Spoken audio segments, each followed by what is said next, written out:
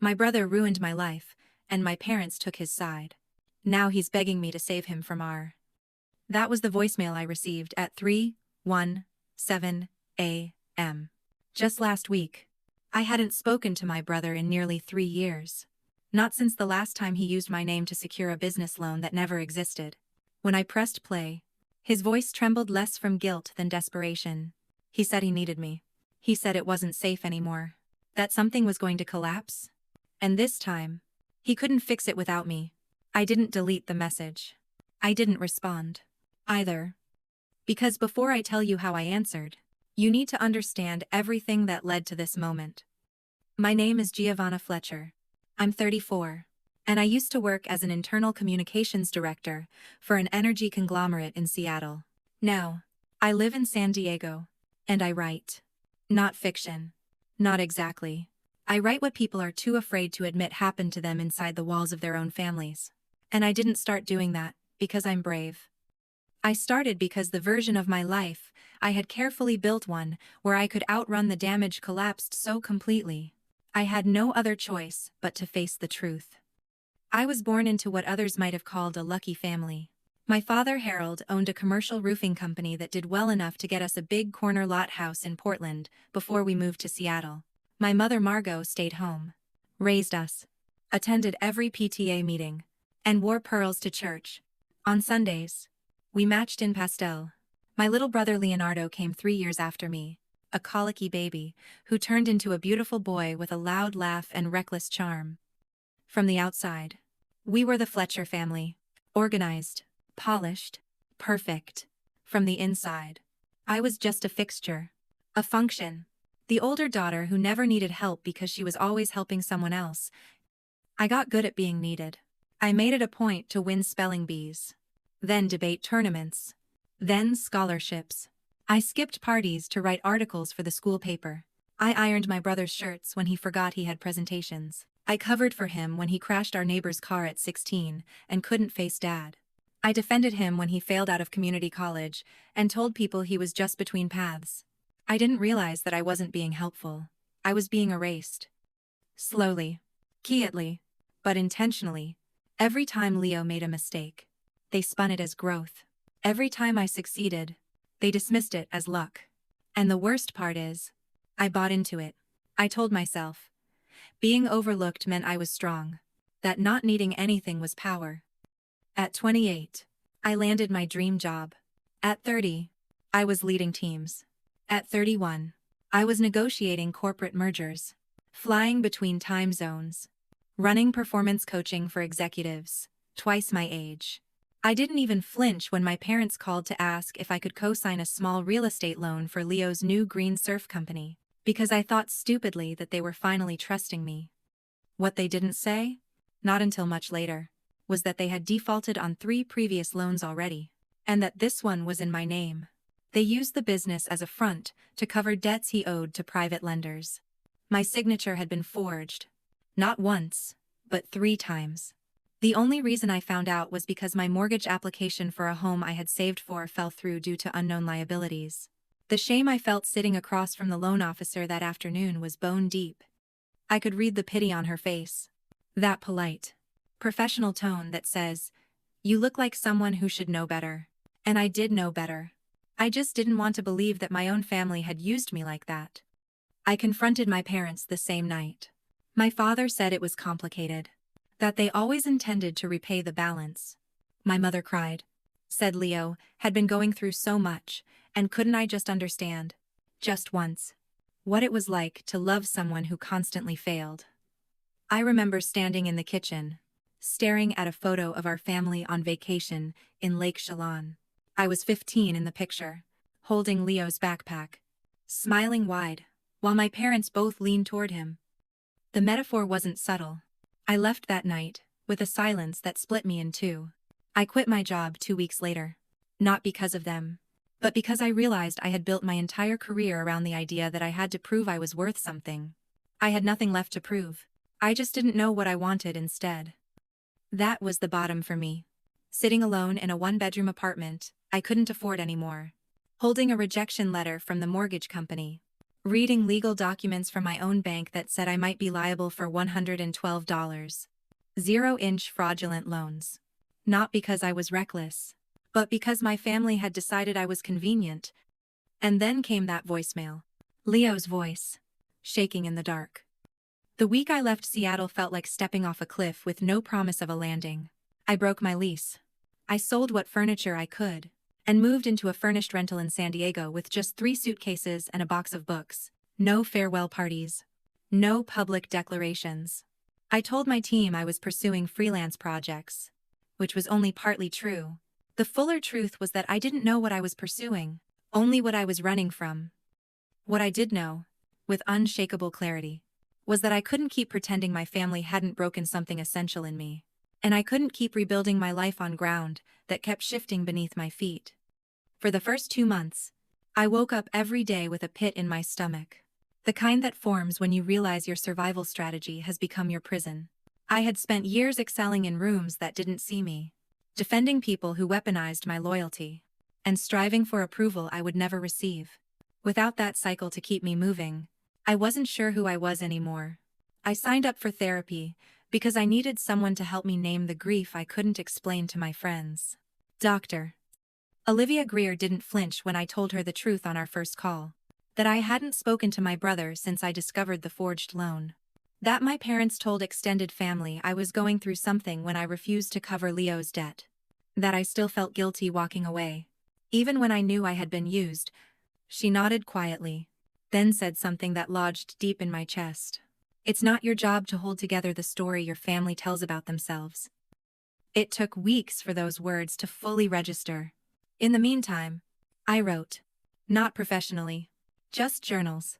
Voice notes. Sometimes long unsent letters to my mother. At night, I walked the streets of San Diego alone, learning the curve of unfamiliar neighborhoods, the scent of eucalyptus at dusk, the way the ocean never stopped making space for itself. Something about the rhythm of that place felt honest. The tide didn't apologize for coming in. The cliffs didn't ask permission to erode. It reminded me that change doesn't always look like a choice. Sometimes, it looks like something breaking, because it can no longer hold the lie. A few months in, I started writing publicly, quietly, under a pen name at first. Personal essays about boundaries, silence, invisible daughters. I didn't name names, and I didn't need to. The women who found my words knew. They emailed me from towns I'd never been to, describing families I'd never met, but somehow understood perfectly. One woman wrote, "Your story gave me the courage to stop loaning money to a sister who blames me for her own destruction." Another said, "I didn't know anyone else felt like this. Like you're the strong one. So, nobody sees when you're bleeding." Those messages didn't fix anything, but they told me I wasn't alone. That maybe, finally, I wasn't crazy for noticing what hurt. I freelanced here and there, slowly building a new routine. I stopped checking my parents' social media, stopped answering unknown numbers. I no longer flinched when I saw my family name in group emails from old church contacts. I wasn't healed, but I was quiet, and quiet, for the first time in years, felt safe. Then one afternoon, a message came through LinkedIn from an investor I didn't know.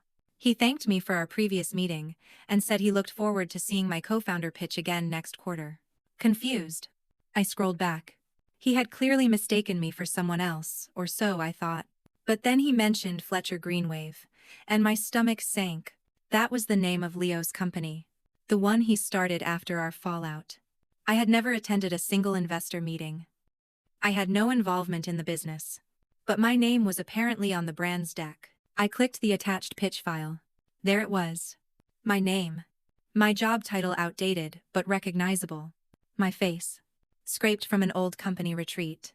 Positioned next to Leonardo as co-founder of a sustainable tech lifestyle brand. He had stolen my identity again. Not legally this time, but professionally, using the ghost of my credibility to secure funding for a company I didn't even know existed. I stared at the screen for a long time. Not angry. Not even shocked. Just tired. Tired of being reinterpreted by people who refused to ask for permission. I called my lawyer in Seattle. Asked him to review the materials and quietly draft a cease and desist. He asked if I wanted to press charges. I told him no. Not yet. What I wanted was to gather proof. To document patterns. Because something in my gut told me this wasn't the last time I'd hear from my brother. And I needed to be ready when he finally came, looking for the very help he swore he'd never need. You see, Leonardo never believed there would be consequences. Not really. He believed in loopholes. In charisma. In forgiveness that arrives before remorse. But something was shifting. The market was turning. The investors were asking questions. And for the first time in our lives, I wasn't going to protect him from the answers. I didn't respond to Leonardo's voicemail right away. I let it sit. Unread. For 3 days while I walked the San Diego cliffs at sunrise and reminded myself that urgency isn't the same as emergency. I wasn't obligated to let panic define my reaction. Not again. I forwarded the message to my lawyer and my therapist. Each for their own reasons. Doctor. Greer asked a single question in our next session. What would happen if you didn't play the fixer this time? I told her I didn't know. That was both the truth and the danger. Because in our family, I had always been the one who swept glass off the floor before anyone acknowledged a mirror had shattered. A week after the voicemail, my mother called. Her voice was tight with the strain of pretending nothing was wrong. She asked how I was, told me she'd seen my recent article published in a women's health journal and thought it was brave that I was finally processing my childhood so openly. It wasn't a compliment. It was a warning wrapped in civility. I asked how Leo was. She said he'd been struggling. That things had gotten more complicated since their house refinance fell through, and some investors were threatening legal action. I didn't ask how a lifestyle brand based on recyclable surfboards became a financial liability. I didn't ask, because I already knew. Leonardo wasn't in trouble. He was the trouble.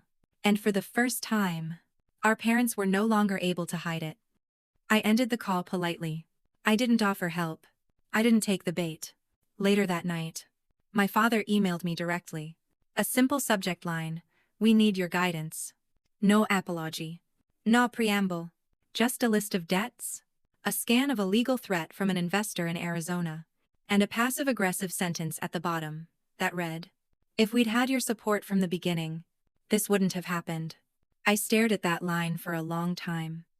I wondered if he believed it when he wrote it, or if it was simply the only narrative they knew. How to use one where I was responsible for the emotional and financial consequences of everyone else's denial. That night, I poured a glass of wine, printed the email, and slid it into a folder labeled evidence. I wasn't preparing for war. I was preparing to protect myself in a story where I was no longer willing to be cast as the villain just because I had stopped volunteering as the hero. 2 weeks later, the second shoe dropped. I was contacted by a compliance officer from a private equity group in San Francisco. They were conducting due diligence on Fletcher Greenwave and wanted to verify my involvement. I calmly informed them I had no affiliation with the business and had never authorized the use of my name or credentials in any of its materials. The silence on the other end of the line was sharp. The man cleared his throat and said, "That's very concerning." I said I agreed. He asked if I would be willing to provide a written statement. I said I already had one prepared. After I hung up, I realized my hands weren't shaking. Not even a little. That was the moment I knew something inside me had changed permanently. Leonardo finally called again. This time, I answered. He sounded tired. Not broken. Not apologetics. Just tired. In the way people get when they've run out of distractions. He said the surf brand had failed. That his co-founder took the last of the investment funds and disappeared. That our parents were panicking because their credit lines were frozen and their house was officially in pre-foreclosure. I listened. I didn't interrupt. When he said he didn't know where else to go, I said, "That sounds hard." He paused, like he expected more. When nothing came, he asked if I would meet him. He said it wasn't about money. He said he just needed someone who would tell him the truth. I agreed. On one condition: that he meet me in a public place. With no surprises and no emotional ambushes. He laughed. Said I'd always been dramatic. I said, "No. Just practiced." We met at a bookstore cafe, on a Sunday morning. It looked different. Not thinner. Not disheveled. Just heavier somehow. Like guilt had finally settled in a body that had always floated on charm. He didn't order coffee. I did. I didn't ask him how he was. He started talking before I had to. He told me everything. The fake LLCs. The inflated pitch decks. The way he kept promising returns on products that never existed. He said he never meant to hurt anyone. That it all started with the idea of proving he wasn't a failure. That mom said if he just got the right backing, he could turn it all around. I asked how many times he had used my name. He looked away. Said, "More than once." I asked if he understood that was a crime. He said he did now. I didn't yell. I didn't cry. I just wrote a number on a napkin. The total amount I had lost in mortgage rejections, interest hikes, and legal costs. Since he started impersonating my career, he stared at it like it was written in another language. Then he asked, "Can you forgive me?" I said, "Forgiveness isn't the problem. Accountability is?" Leonardo didn't say much after I said the word accountability. He just stared at the napkin, then nodded slowly. Like it was the first time anyone had given him a number, instead of a second chance. He didn't argue, didn't deny anything. And for once, he didn't ask for money. He said he'd try to fix it. But I didn't reply. Fixing things wasn't a promise he could make anymore. Not after years of watching him say the right thing and still choose the wrong path. What mattered now wasn't what he intended to do, but whether I was going to let myself be dragged back into a dynamic that had cost me everything once before.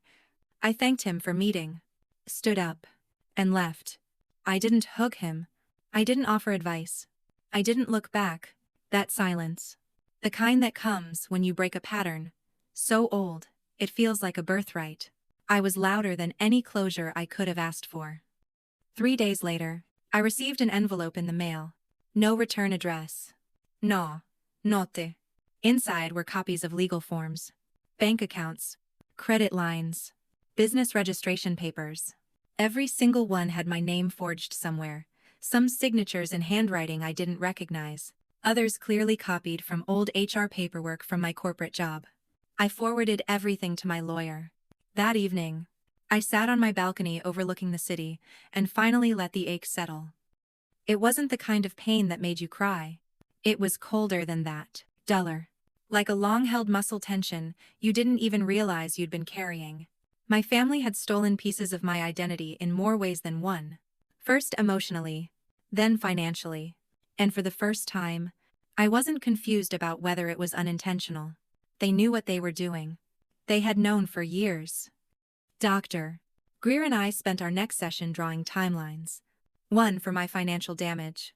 One for my psychological damage. And one for the stories I had told myself to survive both. The exercise wasn't meant to fix anything. It was meant to help me see what was mine to carry, and what had been forced into my hands. At one point, she asked me, what would it mean to stop calling it betrayal and start calling it theft? The word hit different. Betrayal implied an emotional tie, a rupture in something sacred. Theft was transactional, intentional, criminal. It wasn't about broken hearts. It was about broken laws. That framing helped me see clearly what came next. We filed paperwork the following week. A formal letter of cease and desist was sent to every investor, partner, and legal entity associated with Fletcher Greenwave. We sent copies of the forged documents to the relevant authorities and initiated an investigation through identity fraud channels. The intention wasn't revenge. It was clarity. Legal boundaries. Not emotional warfare. And yet, within days, the phone calls started. My mother called first. Left a message that said, "You've gone too far." As if protecting my name and future was a crime. But using me to fund Leo's mistakes had been love. My father followed with a voicemail that was mostly silence and breathing. At the end, he just said, "I don't recognize you anymore." I saved both messages. Not for proof, but to remind myself that distance can sound a lot like disappointment when abusers lose access to your compliance. Around that time, I received a message from a woman named Adrienne. She introduced herself as Leo's ex-girlfriend. She said she had been following my writing for a while, without realizing who I was in relation to him. Her message was cautious but kind. She said she left Leo a year earlier after learning he had borrowed money from her grandmother under false pretenses. That he used my name, again, to claim he had a family-backed investment fund, and that I was his silent partner. I asked her why she was reaching out now. She said because she had overheard Leo threatening to come clean unless our parents bailed him out one more time. That scared her. Not because of what he might do, but because she realized he still didn't think anything was his fault. I thanked her. I didn't ask her for more. I didn't need to. The moment I hung up, I knew what was coming next. My parents wouldn't go to the police. They would go to guilt. And they did. My mother called again. This time from a number I didn't recognize. She asked if we could talk just the two of us. I agreed. With conditions. We met at a coffee shop downtown, surrounded by strangers and fluorescent lights. She didn't even pretend to be warm. She said Leo was spiraling. That he'd been drinking again. That he'd talked about leaving the country. That if I didn't withdraw the complaints, he might end up hurting himself. I looked her in the eyes and asked, "And if he does? Will you finally see what you've allowed him to become?" She blinked, stunned, and then reached for the napkin holder, like it had answers she couldn't find. I told her this wasn't about punishment. It was about survival. Mine. The next day, my father sent a legal notice asking me to attend a family mediation session. My lawyer advised against it, but I went. Not because I thought they'd change, but because I needed to say things out loud with witnesses. I needed them to hear that they had crossed a legal line, not just a moral one. And I needed the people in the room to understand that this wasn't a family dispute. This was a deliberate exploitation of trust, credit, and consent. At the end of the session, Leonardo didn't speak. He just signed the agreement placed in front of him, a formal acknowledgement that he had impersonated my identity. I used my name for financial gain, and agreed to a structured restitution plan under supervision. My parents didn't sign anything. They just walked out in silence, like they were the ones who'd been wronged. That silence didn't shake me anymore. It freed me. After the mediation ended, I walked out into the cool dusk air and didn't look back. My attorney stayed behind to finalize paperwork. But I didn't wait for confirmation. I didn't need a stamp to tell me something was finally complete. The silence I felt wasn't hollow. It was structured, like a room I had spent years building with no door. And now, for the first time, I'd found the exit. I didn't cry. I didn't call anyone. I just walked. Past strangers. Past storefronts. Past reminders of the version of myself who would have still been explaining to everyone why I stayed so long. That version of me was gone. Not destroyed. Not punished. Just released. The weeks that followed were quiet, but not easy. Healing isn't about feeling good. It's about feeling honestly. And some days, honesty tasted like rust. I'd open my laptop to draft a new column and find myself stuck on the same sentence for hours. Not because I didn't know what to write, but because I was afraid of saying too much. Afraid of hurting people who had never paused before hurting me. That contradiction kept me up some nights. Not anger. Ambivalence. Because once you start telling the truth, you have to live with the discomfort of clarity. And clarity, while clean, is never soft. I spent more time with Noah during that season. He never asked for details, unless I offered them. He didn't try to fix anything. He just showed up with breakfast sandwiches on bad days, and listened when I spiraled about whether I was too broken to ever trust again. He said something once, over dinner, that stayed with me. You didn't grow up in a family. You grew up in a structure that relied on your silence. And now that you're not silent, the whole thing's collapsing. That's not your fault. That's gravity. It was the first time I'd heard someone describe my story without making me feel guilty for surviving it. I didn't say it then, but I knew in that moment that I would let myself love him. Slowly. Around that same time, something unexpected happened. One of the podcasts I had guest starred on, a quiet episode about financial abuse within families, went viral. Not in a tabloid way, but in the quiet, necessary way that truths tend to move. Comments poured in from people who had no names for their experiences until they heard mine. A woman from Iowa said her parents had taken out credit cards in her name when she was 16, and she didn't find out until she applied for student loans. A man from Atlanta said he was always told he was lucky to be the responsible one, until he realized that being responsible just meant no one offered him help. Every message carried the same undertone. I thought it was just me. That's the real damage of families like ours. They don't just take from you, they isolate you. They make you think your suffering is a character flaw, instead of a consequence of being surrounded by people who refuse to look in the mirror. One morning, I received a letter in the mail. Handwritten. No return address. But the handwriting was unmistakable. My mother's. The same cursive she'd used on permission slips, birthday cards, and holiday tags. Inside were 4 lines. I'm not proud of everything we did, but you made it harder than it had to be. I hope one day you'll understand what we were trying to protect you from. There was no apology. Just the familiar tone of someone who saw accountability as an attack. I didn't respond. I folded the letter, placed it into the evidence folder with the rest, and moved on with my day. That evening, I read it out loud to Dr. Greer. She didn't offer analysis. She just said, "That's not love. That's justification." And that distinction mattered more to me than anything else. Meanwhile, Leonardo kept quiet. He began paying the restitution in small increments. He hadn't contacted me directly since mediation, and I was content to let the silence hold. I heard through mutual acquaintances that he was working at a logistics company outside Tacoma. It wasn't glamorous, but for the first time in his life, it was real.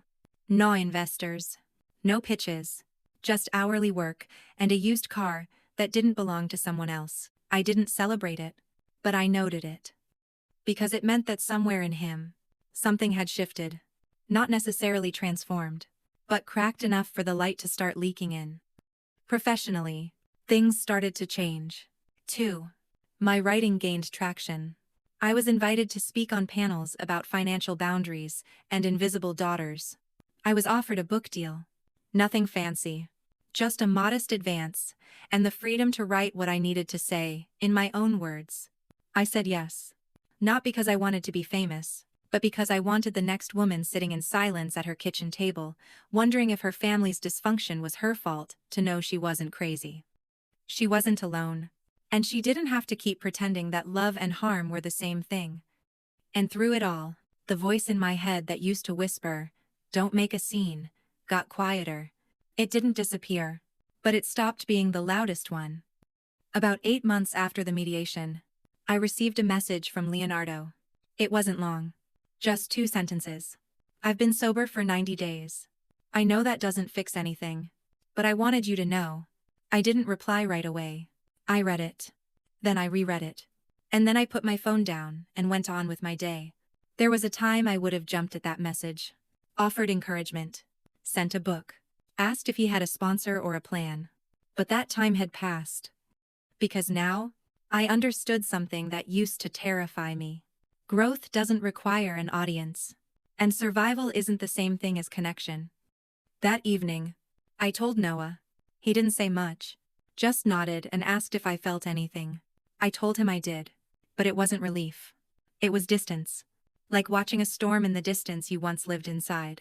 You remember the cold, the noise, the wet, but now you're dry. And you don't have to pretend you like the rain just because someone else forgot their umbrella. That kind of distance doesn't come from anger. It comes from work, from choosing every day not to participate in your own harm. My book launched 6 weeks later. It wasn't a bestseller. It didn't go viral. But it landed exactly where it needed to. Into the hands of people quietly drowning in loyalty they never consented to. Women wrote to me, saying they finally said no to paying a sibling's rent. Men said they stopped believing being the strong one meant enduring constant dismissal. One person sent a voice note where she simply said, "Thank you for giving my pain a vocabulary." I didn't have to reply. I just listened. That was enough. My parents never commented on the book. Not directly, but a cousin forwarded me a group email my mother had sent to extended family. In it, she called me confused, said I was being influenced by therapy, and suggested that I was twisting childhood memories to sell trauma for profit. I didn't reply. I didn't feel the need to defend myself to people who'd spent decades benefiting from my silence. The old me would have written a careful, "precisere brutal." The new me just hit archive and ordered tacos. I hosted a small gathering in San Diego to mark the book's release. Just 10 people. Noah, a few close friends, my editor, and a couple of readers I had connected with online. We met at a local wine bar. Nothing fancy. I wore a simple black dress and read an excerpt from chapter 9. The part where I described the moment I realized being needed wasn't the same as being loved. After the reading, a woman my age approached me. She looked nervous. She said she recognized herself in my story. Not as the scapegoat, but as the golden child. She said she was tired of being the one the family protected, while her sister carried all the weight. Then she asked, "Do you think it's ever too late to be the sibling someone deserved?" I told her I didn't know. But I knew it started with telling the truth, even when no one asked for it. Later that night, I walked home with Noah. We didn't talk much. Just held hands while the streetlights flickered. At one point, he said, "You're not who you were a year ago." I asked if that was a good thing. He said, "It's the truest thing." I believed him. Then, just when I thought the worst had passed, it happened. I was sitting at my desk replying to emails when my lawyer called. He sounded unusually serious. He said there was a situation I needed to be aware of. A collection agency had contacted him, claiming a debt under my name was entering legal dispute. When he investigated, he found something neither of us expected. A credit line had been opened in my name just 3 months earlier, registered to an address I didn't recognize. When he pulled the signature, it was my handwriting, but it wasn't mine. It had been copied. Again. This time, from a digital document I had signed years earlier while working in corporate. We requested documentation. The billing address led to a post office box in northern Washington. The security phone number. It was registered to my mother. I remember sitting still, for what felt like forever. Not shocked. Just tired. The way your body feels when you've been sprinting, and someone moves the finish line. Again. I called Dr. Rier. She said what I already knew. "You have to treat this as criminal." Because it is. So we opened a case. Not just a cease and desist this time, but full legal investigation for ongoing identity fraud. That's when the calls started again. First Leonardo. Then my father. Then finally, my mother. Only this time, it wasn't to ask me to stop. It was to ask for my protection. It was Leonardo who called first. His voice was low, careful, like someone choosing every word with the hope of not setting off an alarm. He asked if I had received the new collection notice, then said, "I think you should know it wasn't me this time." I didn't reply right away, because deep down, I already knew. The handwriting was too smooth, too studied. It wasn't forged in panic. It was forged in confidence. The kind of confidence that only comes from people who've gotten away with it before. People like my mother. Then he said it. They're scared. Gio, Mom and Dad. They're not saying it out loud, but they're spiraling. They know this could get serious. Real consequences. I asked what that had to do with me. He paused for a long time. Then he said, "They're hoping you'll stop the investigation. Or at least not take it further. They think if you call it off, the bank won't pursue charges." I asked what he thought. His voice changed. Softer. "I think they're about to lose everything. And I think maybe that's the only way they'll ever understand what they've done." 2 days later, my mother called. She didn't ask how I was. She didn't mention the forged credit line or the collection case. Instead, she opened with, "I'm sure you've been speaking with Leonardo." I confirmed that I had. She exhaled sharply, like the admission cost her something. Then she launched into what sounded like a script she'd rehearsed a dozen times. "We're not perfect. We made some decisions under stress. Your father's health hasn't been good. We didn't think the accounts would ever come back to hurt you. It was always temporary." I let her speak. I didn't interrupt. Then I asked the question she wasn't expecting. "Did you ever think I would find out?" The silence on the other end wasn't shocked. It was defensive.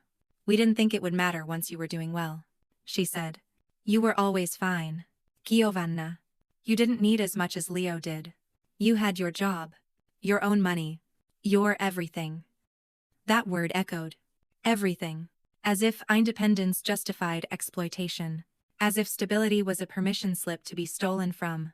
I didn't say what I was thinking. Which was that I'd built that stability with no safety net. No. Backup plan.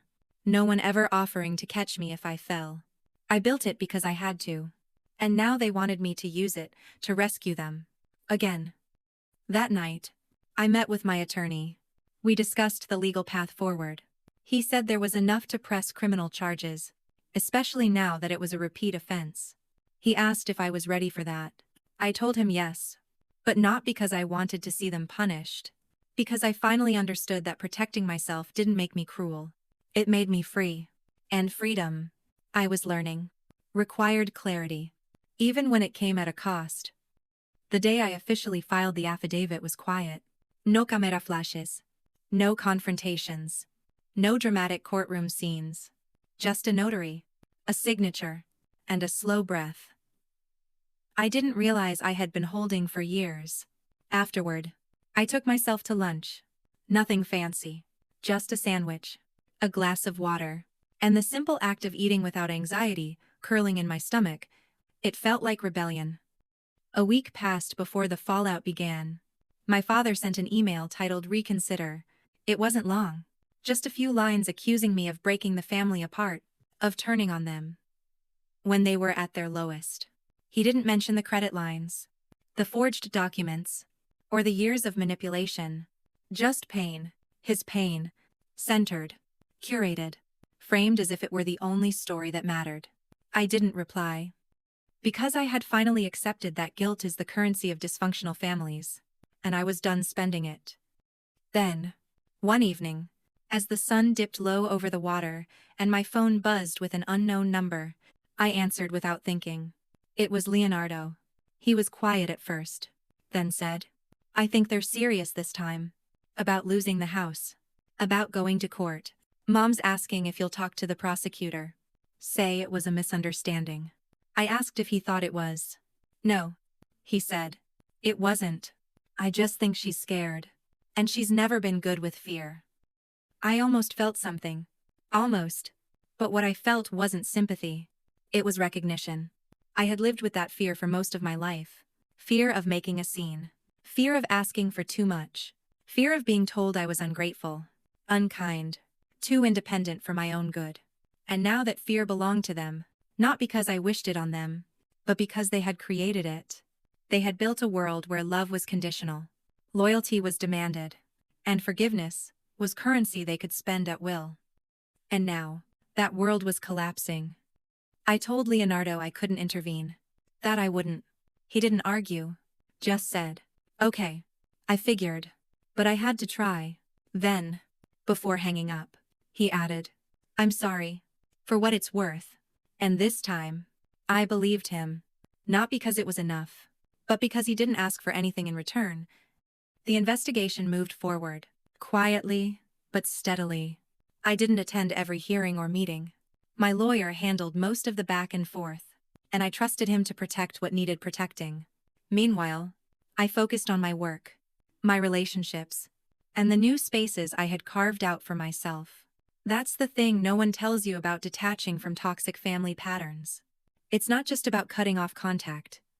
It's about choosing, again and again, to put your energy where it can grow, instead of where it gets swallowed. That's not dramatic. It's discipline. During those months, I started teaching a short writing course for women navigating difficult family dynamics. Nothing academic. Just a few evening sessions on narrative clarity and self-truth. The second week, a woman shared that she hadn't spoken to her sister in 10 years, but still flinched every time she saw her name in an email. Another admitted she'd gone no contact with her mother, then spent the next year explaining and justifying that choice to everyone who asked. I didn't have answers for them. I just listened. And I told them what I had told myself when I first left Seattle. Just because someone shares your blood doesn't mean they've earned access to your peace. It was early spring when the legal decision came in. The court ruled that my parents had knowingly and repeatedly engaged in financial fraud, using my identity. They weren't sentenced to prison time, but they were issued civil penalties, placed on probation, and legally barred from opening any financial account in my name, or Leonardo's, for 10 years. Their assets were frozen. Their remaining home equity was absorbed into restitution. My mother left me a voicemail the night after the ruling. Her voice was quiet, but not kind. She said, "I hope you're happy." Then she hung up. I didn't feel happy. I felt clear. There's a difference. Happiness is a spike. Clarity is a foundation. What I felt was the weight of years of being gaslit, erased, and minimized, slowly lifting off my chest. It didn't make me giddy. It made me steady. I went for a walk that night. Just me and the rhythm of my own footsteps. Not rushing anywhere. Not escaping anything. For the first time in years, I wasn't reacting. I was simply living. Leonardo sent me an email 2 weeks later. Not long. Just a note, saying he was still sober. It's still working. And had moved into a small apartment near the port. He said he had started attending a recovery group not just for addiction but for adult children of narcissistic parents. He said he hadn't realized how much of his behavior had been learned. Rehearsed. Reinforced. Then he added one more line. I know I'll never undo the damage I helped cause. But I'm willing to earn whatever kind of brotherhood you'll let me build from here. I read the email 3 times. Then I closed my laptop and sat in silence for a long time. Later that week, I forwarded his message to Dr. Greer. In our session, I told her I didn't know what I was supposed to feel. Relief, closure, suspicion, she said. You're not supposed to feel anything in particular. You're allowed to feel everything at once and still choose what's safe. That framing helped. It reminded me that healing doesn't demand immediate forgiveness. It just invites you to consider your options. Noah and I were planning a trip to the coast when the invitation arrived. Not from my parents. From Leonardo. A Kiad dinner. Just us. No pressure. No expectations. I didn't answer right away. I let it sit in my inbox for a few days. Then I said yes. Not because I was ready to reconcile, but because I was ready to see who he had become without the spotlight they kept him under. We met at a small seafood place near the water. He looked older. Not aged. Exactly. Just less performative. He didn't apologize again. He didn't bring up the court case. He just asked me how I was. Genuinely. I told him the truth. I was okay. Not great. Not terrible. Just okay. And that was enough. We added quietly. At one point, he said, I used to think being loved meant never hearing the word no. I get now that it actually means someone caring enough to say it anyway. I didn't reply. I just nodded. Because I had said no. Over and over. And for the first time, someone in my family finally heard it. As we walked out of the restaurant, he asked if I thought we could ever be close again. I said I didn't know. That it wasn't about trust yet. It was about consistency. He nodded and said, That's fair. Then he added, Thanks for meeting me. I didn't deserve it. I looked him in the eyes and said, It's not about deserving. It's about deciding what kind of story I want to live in now. And that's what I was finally doing. Writing a new story. On my terms.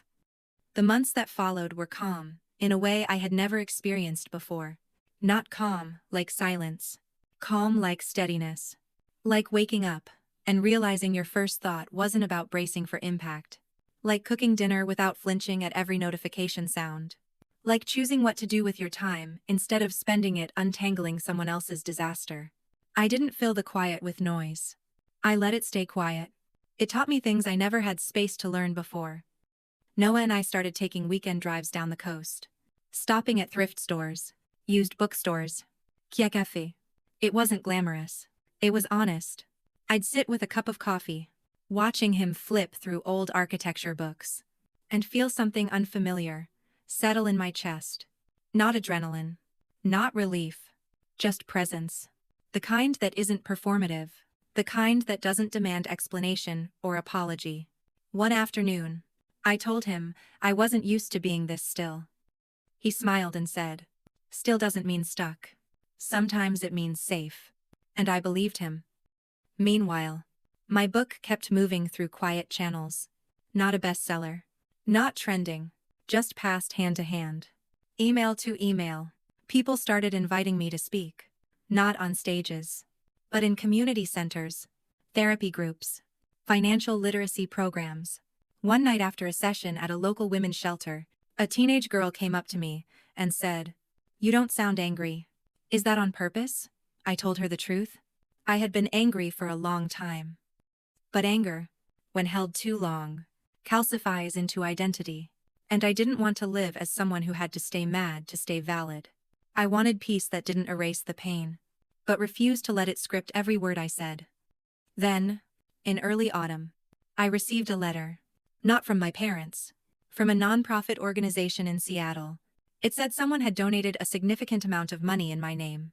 The donation came with a note. Unsigned. But typed clearly. For the daughters who survived.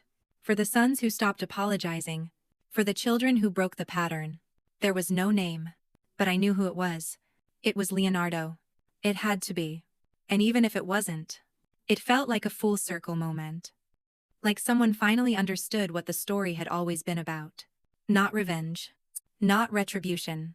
Restoration. Quiet. Steady. Self-directed restoration. A week later, I received another message. This time from a family friend I hadn't heard from in years. She said my mother had left town. That the house had been sold. That they were renting a small apartment near Tacoma. Keeping to themselves. No dramatic breakdown. No press. Just absence. The version of me from 5 years ago would have obsessed over that. Wondered if I had been too harsh. Asked herself 1,000 times whether silence was cruelty. But the version of me now understood something vital. Sometimes healing isn't about resolution. Sometimes it's about relinquishment. Letting go of the need to be understood by people committed to misunderstanding you. I didn't contact them. Not out of anger. Out of clarity. There's a difference between forgiveness and access. I can forgive you and still keep the door locked. That's not spite. That's self-respect. One night, while journaling, I found myself writing something I hadn't planned. Just a sentence. It's not about who they were. It's about who I get to be now. That they're not the ones holding the mirror. That stayed with me. Because for years, I had let them define my reflection. The dutiful daughter. The overachiever. The selfish one. The liar. The traitor. Now, the only person who got to name me was me. That weekend, I took Noah to the beach where I used to go as a teenager when I needed to feel like I could breathe. We sat on the rocks, watching the tide come in.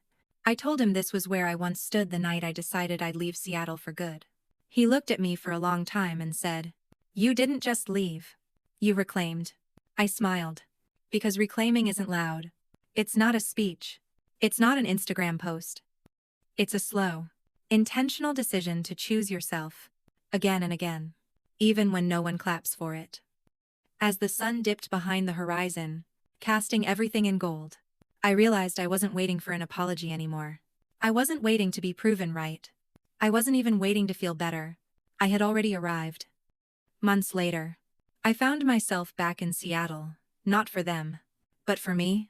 A friend from the publishing world had invited me to speak at a small conference, and I figured I'd make a weekend of it.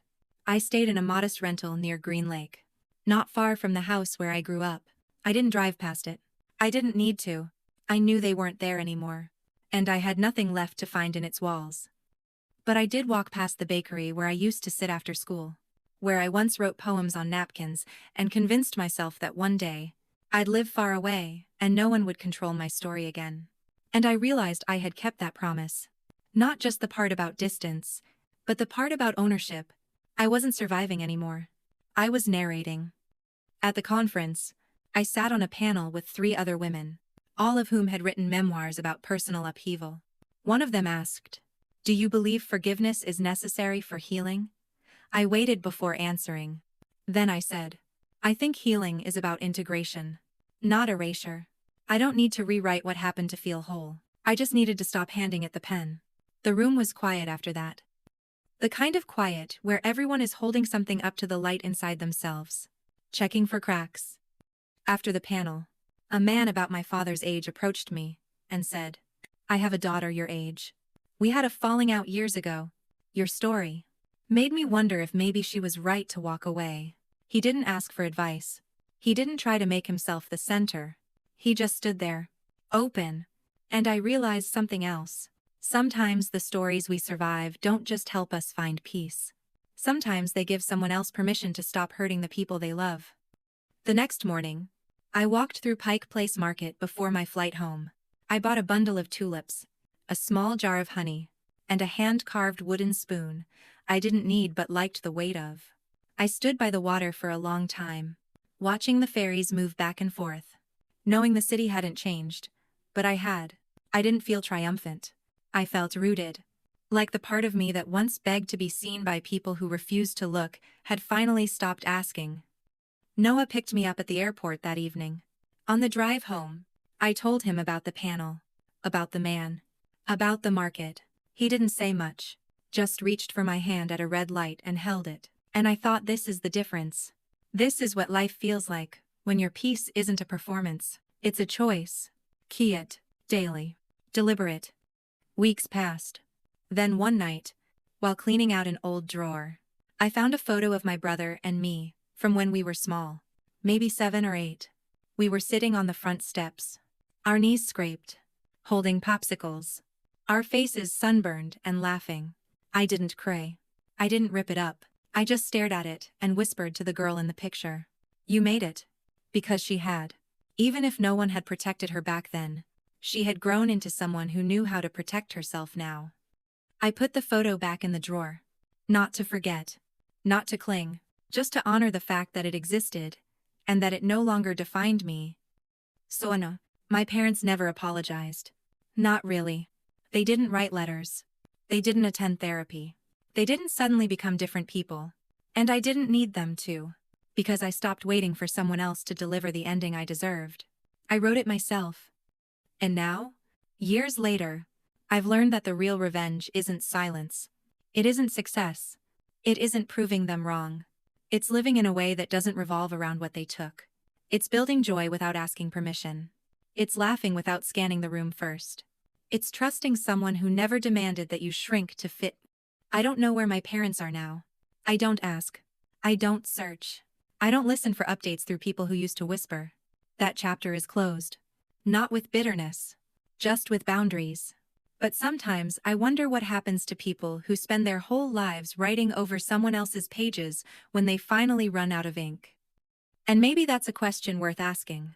What would you do if the people who broke you asked you to save them from the consequences of who they still chose to be? Because if you're watching this, maybe you're holding your own ending in your hands. And maybe you're finally ready to write it.